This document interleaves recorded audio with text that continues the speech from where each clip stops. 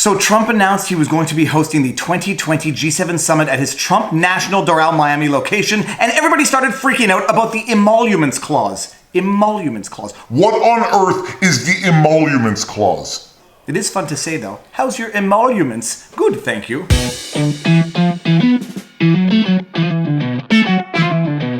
Viva Frei, Montreal litigator turned YouTuber, and it is vlog time. And if I look a little bit haggard, it's only because my wife is out of town and I'm home alone with the 3 kids and the 2 dogs.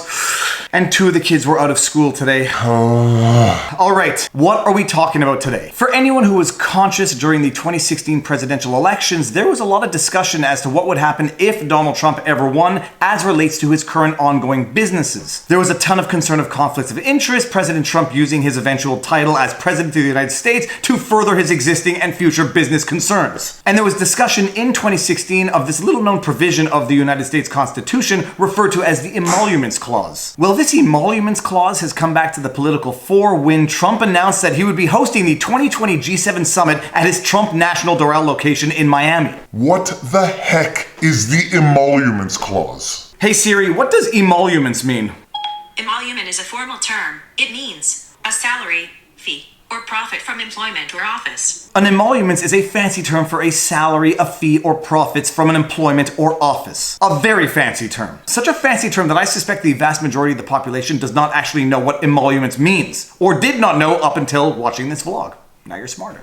And what is the Emoluments Clause that everyone was talking about in 2016 and that everyone is talking about again in 2019? Article 1, Section 9, Clause 8 of the United States Constitution. No title of nobility shall be granted by the United States, and no person holding any office of profit or trust under them shall, without the consent of the Congress, except of any present emolument, office, or title of any kind whatsoever from any king, prince, or foreign state. The history behind this provision of the United States Constitution is actually fascinating. To understand the Emoluments Clause, you have to put yourself back into the historical context of the time. America had just won the American War of Independence and gained their freedom from Great Britain. In establishing the rules for their new country, they wanted to make sure that they would not fall into the same mistakes that Great Britain had fallen into. They wanted to make sure to avoid the very same government problems that they had just broken free from. So they draft the Emoluments Clause, the first sentence of which states that there shall be no title of nobility granted by the United States. They want to avoid this hierarchy, this political hierarchy that they just escaped from in Great Britain. They want to prevent the establishment in the United States of the very same society of nobility that they just escaped from, and they want to make sure that their government does not get corrupted by foreign governments by the accepting of gifts from other governments for whatever the reason. Now, my daughter's best friend's father is actually an American history professor at a university in Montreal, and I asked him if my understanding of this Emolument Clause was accurate. And he wrote me the following email, which he gave me permission to read in this vlog. So the general idea as ensconced in the US Constitution dates to a small R Republican discussed with European court culture in which visiting dignitaries and ministers were showered in riches by various aristocratic statesmen who in turn got the same treatment on their visits. In many cases, the very idea of treating with a foreign court involved a lump sum payment to get things going. The 17th, 18th century republics in present-day Netherlands, Italy, and Switzerland all rejected this as, quote, corruption, and proudly boasted that their republics, from the Latin public thing, put the public good over private privileged interests. The Dutch were especially militant on this point. Some of their governments, the United Provinces, included Holland, Zeeland, and others, had no emoluments clauses, and the American revolutionaries drew a lot of their ideas from the Dutch, who also helped finance the revolution. Anyway, the emoluments clause has worked ever since like this. Whenever a president receives anything, even a little gift from a foreign government, he writes a letter to Congress disclosing the nature of the gift and asking permission to accept it. Then B, Congress says fine, and the basic idea that you shouldn't profit from office, especially if it might affect foreign policy, holds up. There are very few examples of this idea being questioned. In fact, the only one that comes to mind is in 1798, when the French revolutionaries demanded a bribe from 3 US diplomats who reported the matter, and a rage militaire against France briefly broke out. So the interesting thing last week is that Trump, who has faced and prevailed in previous emolument complaints, mostly involving foreign diplomats staying at his hotels in the DC area, backed down from the G7 idea. That's because most Republicans were shaken by this, especially in light of the impeachment inquiry. So the underlying idea of the Emoluments Clause as relates to modern times is that the President of the United States of America should not profit from his or her position as President of the United States of America. And so when Trump actually won the presidency, it became a big issue as to what he was going to do with his existing business business interests? Would the fact that Donald Trump has properties in countries throughout the world create a conflict of interest in terms of how he deals with those countries politically? Would his businesses stand to profit more by virtue of the fact that he was just elected president of the United States? Now, as a general rule, high-ranking federal officials are required to disclose and recuse themselves from any government business in which they, their immediate family, or immediate close acquaintances have a financial interest. All high-ranking federal officials, that is, except for the president, the vice president, members of Congress, and federal judges. And this in virtue of the 1978 Ethics in Government Act. So as a pure matter of fact and law, even once elected, President Trump had no legal obligation to divest his interests in his ongoing businesses. That being said, and although there is no legal obligation to do so, previous presidents had in fact divested of their interests in various investments before taking office. There's also the legal concept of establishing what is called a blind trust, which is exactly what it sounds like. The interested person in the pursuit of divesting of their interests in various businesses places all of their assets in a blind trust, which has to be administered by a trustee who has to be basically a stranger to the beneficiary of the trust. And the assets of the trust have to remain hidden from the official while the official holds office so that the assets can't influence or otherwise affect any of their policy-making decisions or decisions as federal officials. And this is not a legal requirement for the president, and we know that Trump did not in fact divest of his business interests prior to taking office. And while the concern is there's a part of me that says that creating a blind trust only gives the illusion of compliance and doesn't actually change anything in reality. And then there's the other part of me that says, while the Emoluments Clause is there to prohibit the president from profiting from his or her position as president, look what happens to every president once they leave office. Just look what happens to other high-ranking federal officials once they leave office. They become six-figure public speakers, which itself raises a ton of questions as to the appearance of corruption. It's not because you don't profit at the moment that there isn't the idea of corruption when you start getting paid six figures for public speaking events once you leave office. It leaves the question in mind as to what your decisions were like while in office, knowing that that carrot at the end of the stick was waiting for you once you left office. But I digress. And the Emoluments Clause once again becomes a topic of discussion once Trump says that he's going to host the G7 2020 summit at Trump National Doral in Miami. And why? Now, in fairness to Trump, Words which are very dangerous to speak these days. he did say that he was going to run the event at cost,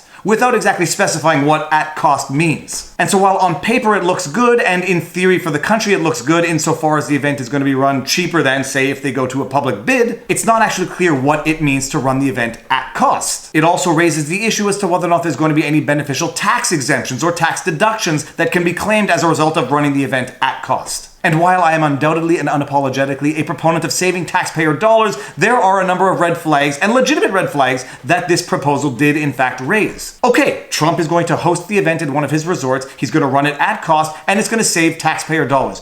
I agree with this. But there is more to consider to this, and it's not only the potential tax exemptions that might result from running an event at cost. The Emoluments Clause provides for the fact that the president is not to profit from his or her position as president. And in theory, running the event at cost should not procure a profit for the president. But there is profit on paper on a transactional basis from one event, and then there is the overall brand recognition and call it free advertising. As much as I am a proponent of saving taxpayer dollars, as relates to the Emoluments Clause, one can easily think that President Trump is going to profit from hosting the event even for free, if only through the publicity and marketing that it generates. Just think about the press coverage that will necessarily follow this G7 2020 summit. In today's news cycle, it's basically going to be 24/7 news about the G7 summit at Trump National Doral Resort in Miami. You're going to have leaders of foreign nations all meeting for what is arguably among the most important meetings of all the nations in the world, at Trump National Doral in Miami. How many times a day are the media going to repeat those words, Trump National Doral? It's advertising. People have to pay for advertising. Advertising is worth money.